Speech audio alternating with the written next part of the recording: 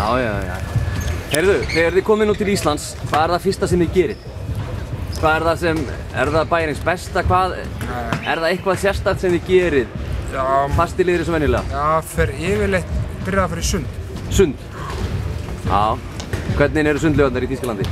Það eru ekki góðar. Ekki spennandi? Það svara nú eiginlega.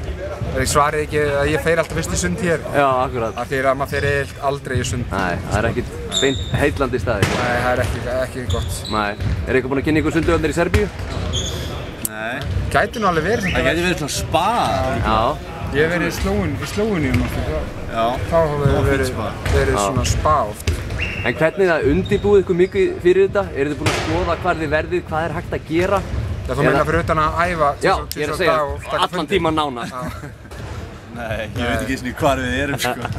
Nei, ég pæla ekkert í. Nei, það er fyrst og fremst afþreying svona á milli æfinga.